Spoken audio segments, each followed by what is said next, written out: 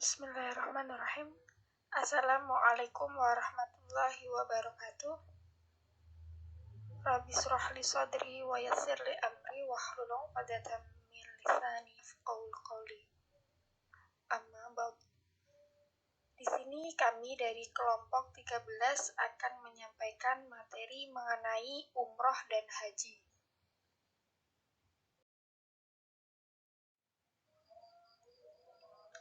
Sebelumnya, perkenalkan anggota dari kelompok kami. Yang pertama Santi Widyaningsih dengan NIM G00020078.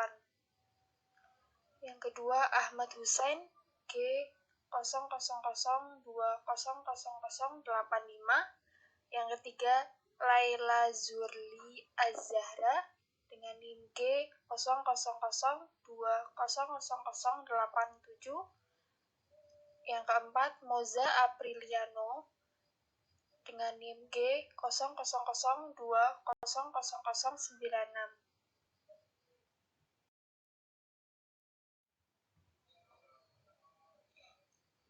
Pengertian umroh. Umroh berasal dari bahasa Arab.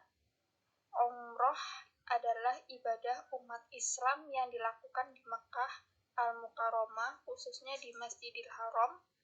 Ibadah umroh hampir mirip dengan ibadah haji. Hanya saja dalam kegiatan umroh tidak melakukan wukuf, mabit, dan melontar jumroh sebagaimana yang dilakukan dalam haji.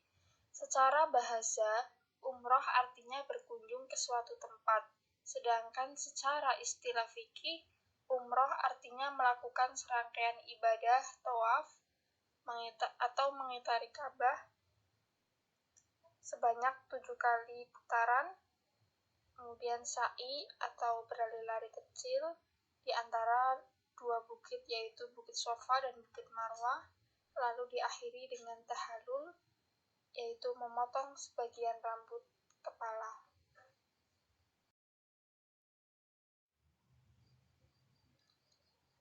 Dalil persyariatan mengenai umroh terdapat dalam Quran Surat Al-Baqarah ayat 158 yang artinya, sesungguhnya Sofa dan Marwah adalah sebagian dari syiar Allah. Maka barang siapa yang beribadah haji atau berumroh, maka tidak ada dosa baginya mengerjakan syar'i antara keduanya. Dan barang siapa yang mengerjakan suatu kebajikan dengan kerelaan hati, maka sesungguhnya Allah Maha mensyukuri kebaikan lagi Maha mengetahui.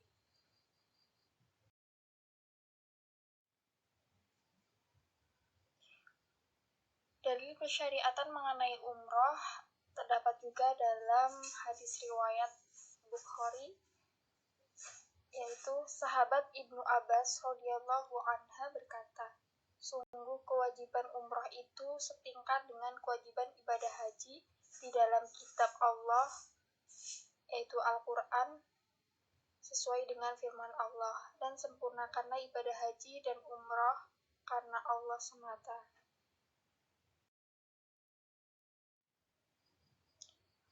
Selanjutnya, hukum umroh.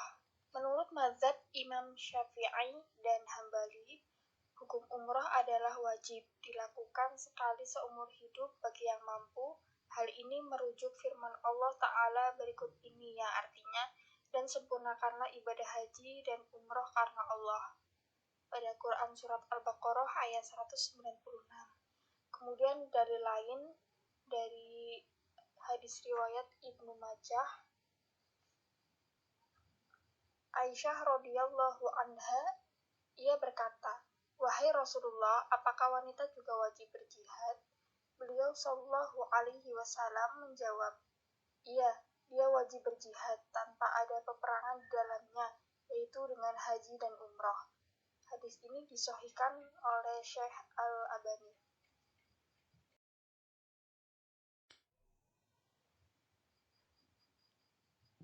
Bacaan talbiyah yang masyhur dilafalkan oleh Rasulullah Shallallahu Alaihi Wasallam dan para sahabat berbunyi seperti berikut ini: Labaik Allahumma labaik, labaik la syarika laka labaik, innal hamda wa ni'mata laka wal mulk la syarikalah, yang artinya aku datang memenuhi panggilanmu ya Allah. Aku datang memenuhi panggilanmu. Aku datang memenuhi panggilanmu. Tiada sekutu bagimu, aku datang memenuhi panggilanmu. Sungguh segala puji, nikmat, dan segala kekuasaan adalah milikmu. Tiada sekutu bagimu.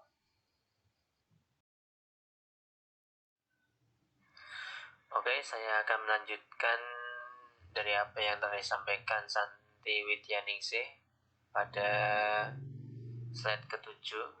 Kemudian saya akan membacakan slide ke-8 mengenai bacaan umroh. Kemudian ada bacaan sholawat yang dibaca setelah mengucapkan kalimat talbiyah, yaitu sebagai berikut. A'udzubillahi minasyaitonirrajim. Allahumma salli wa sallim ala sayyidina Muhammadin wa ala ali sayyidina Muhammadin.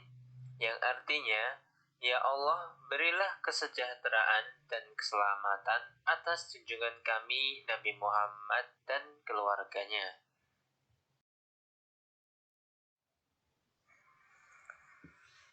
Bacaan umroh berikutnya dilanjutkan dengan doa permohonan ridho dan surga dari Allah Subhanahu wa Ta'ala. Doa ini dianjurkan untuk dibaca sebagai penutup. Allahumma inna nas'aluka ridhoka wal jannah wa na'udzubika min sakhatika wan nar. Rabbana atina fid dunya hasanah wa fil akhirati hasanah wa qina adzaban nar. Yang artinya, ya Allah, sungguh kami memohon ridho dan surgamu. Kami berlindung kepadamu dari murka dan nerakamu. Wahai Tuhan kami, anugerahkanlah kami kebaikan di dunia dan kebaikan di akhirat. Lindungilah kami dari siksa api neraka. Kemudian syarat-syarat umroh. Syarat umroh artinya adalah hal-hal yang harus dipenuhi oleh seseorang ketika ingin melaksanakan ibadah umroh. Adapun syarat-syarat umroh yaitu yang pertama beragama Islam, yang kedua akil balik, yang ketiga berakal sehat ataupun tidak gila, yang keempat merdeka ataupun bukan budak, dan yang kelima mampu secara materi, fisik, dan ilmu. Kemudian waktu pelaksanaan umroh. Pertama, bulan Ramadan. Seperti terdapat dalam hadis riwayat Imam Bukhari yang berbunyi, umroh di bulan Ramadan seperti berhaji bersama Rasulullah SAW. Yang kedua, hadis yang diriwayatkan Ibnu Majah mengatakan dari Ibnu Abbas bahwa Rasulullah SAW bersabda, melakukan umroh di bulan Ramadan sama ataupun menyerupai haji.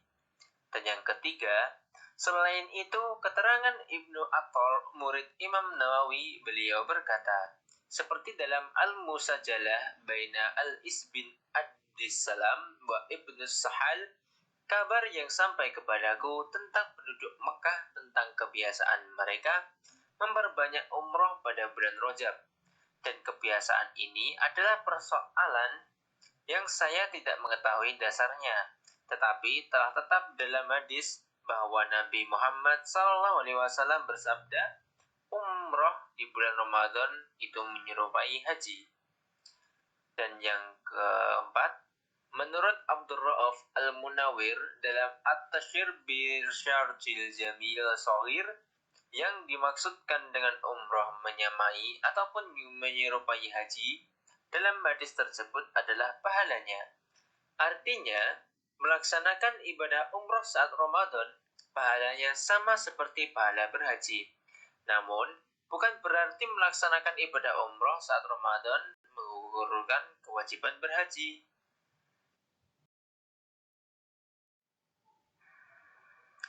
Slide berikutnya mengenai tata cara umroh. Tata cara umroh dimulai dari niat ataupun ihram di mikot. Kemudian mendatangi Masjidil Haram untuk melakukan tawaf di Ka'bah, sa'i, antara Bukit Safa dan Marwah, serta mencukur sebagian rambut kepala atau disebut juga tahallul. Yang pertama, niat ihram. Rangkaian tata cara umroh dimulai dengan berniat untuk ihram untuk umroh di Mikot sembari memakai 2 helai kain putih yang tidak berjahit untuk laki-laki.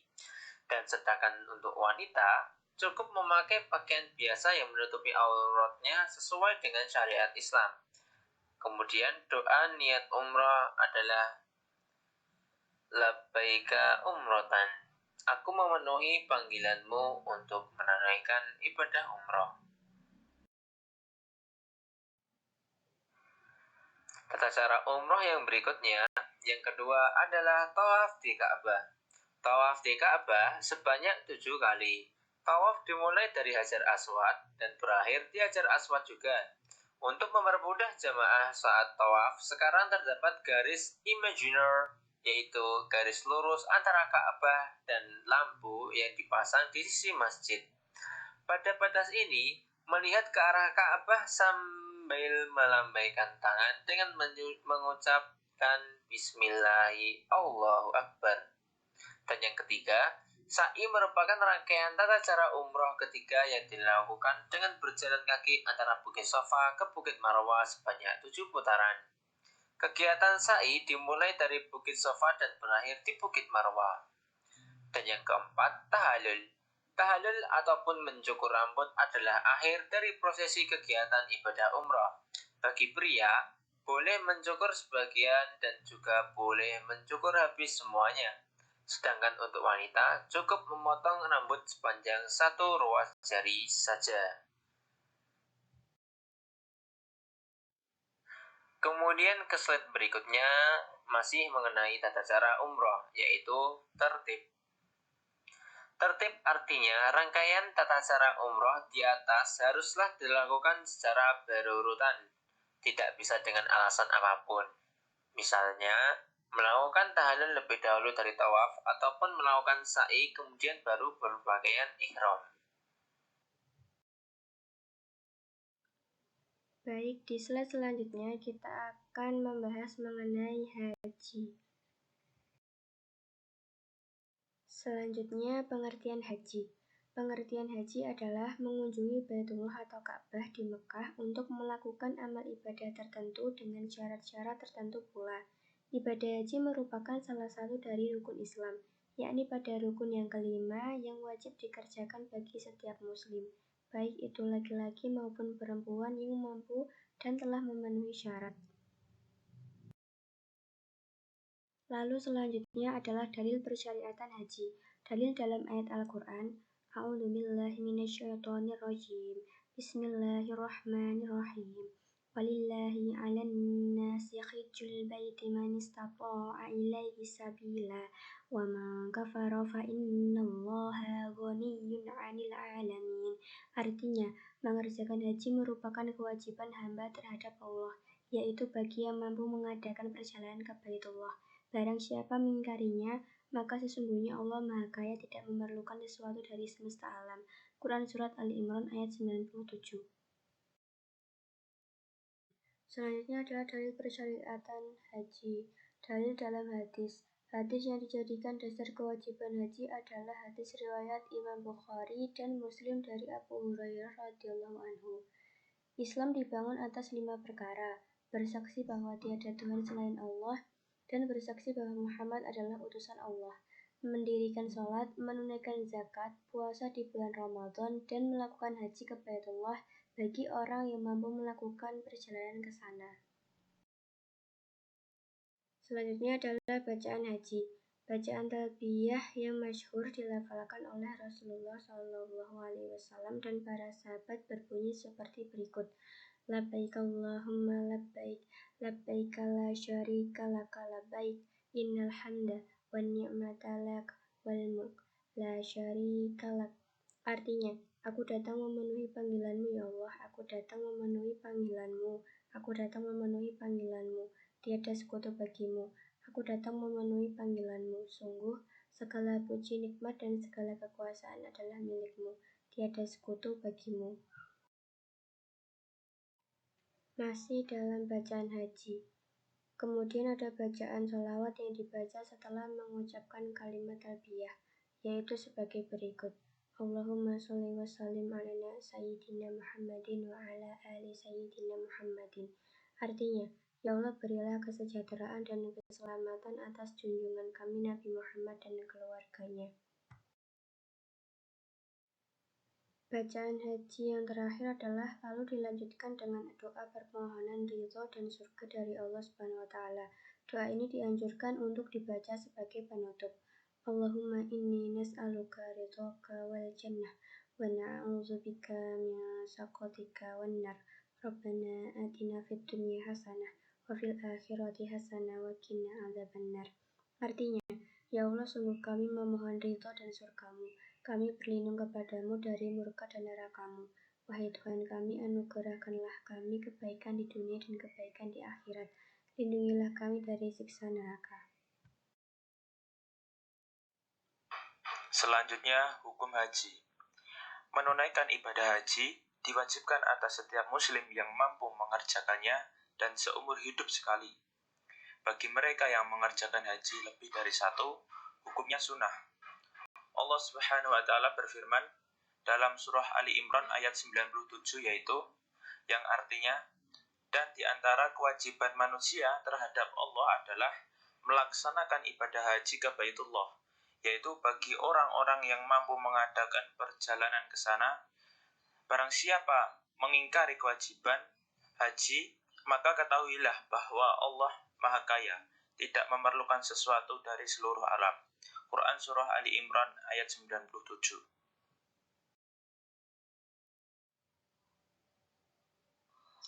Rukun haji. Yang pertama, ihram. Yang dimaksud dengan ihram adalah niatan untuk masuk dalam manasik haji. Siapa yang meninggalkan niat ini, hajinya tidak sah. Yang kedua, wukuf di Arafah. Wukuf di Arafah adalah rukun haji yang paling penting. Siapa yang luput dari wukuf di Arafah, hajinya tidak sah. Yang ketiga adalah tawaf. Tawaf adalah mengitari Ka'bah sebanyak 7 kali. Yang keempat adalah sa'i. Sa'i adalah berjalan antara Safa dan Marwah dalam rangka ibadah. Selanjutnya, syarat-syarat haji. Yang pertama, beragama Islam. Yang kedua, berakal sehat. Yang ketiga, balik atau dewasa. Yang keempat, merdeka atau bukan budak. Yang kelima, kuasa atau mampu untuk melakukannya. Selanjutnya, waktu pelaksanaan haji. Waktu pelaksanaan ibadah haji telah ditentukan dalam syariat, yaitu pada bulan-bulan haji saja, atau Syawal hingga 10 hari pertama di bulan Zulhijjah. Waktu pelaksanaan haji ini merujuk firman Allah Ta'ala berikut ini. Al-Hajju Ashhurun Ma'lumat, yang artinya musim haji adalah beberapa bulan yang dimaklumi. Quran Surah Al-Baqarah ayat 197. Maksud dari bulan yang dimaklumi pada ayat di atas adalah bulan Syawal, Zulqa'dah, dan 10 hari pertama bulan Zulhijjah. Puncak pelaksanaan ibadah haji adalah wukuf di Arafah, mulai 9 Zulhijjah hingga matahari terbit di 10 Zulhijjah. Selanjutnya, tata cara pelaksanaan ibadah haji. Yang pertama, ihram di miqat. Yang kedua, wukuf di Arafah hingga maghrib bagi yang wukuf di siang hari. Yang ketiga, mabit di malam hari Nahar atau malam 10 Zulhijjah di Musdalifah pada sebagian besar malam yang ada. Yang keempat, mabit di Mina pada hari-hari tasyrik. Yang kelima, melempar jumrah secara berurutan. Yang keenam, mencukur habis atau memendekkan rambut. Dan yang ketujuh, tawaf wada'. Demikian presentasi dari kelompok kami. Apabila ada kekurangan atau kesalahan, kami mohon maaf. Dan apabila ada lebihnya, itu semua datangnya dari Allah. Billahi taufiq wal hidayah wa ridha wal inayah. Wassalamualaikum warahmatullahi wabarakatuh.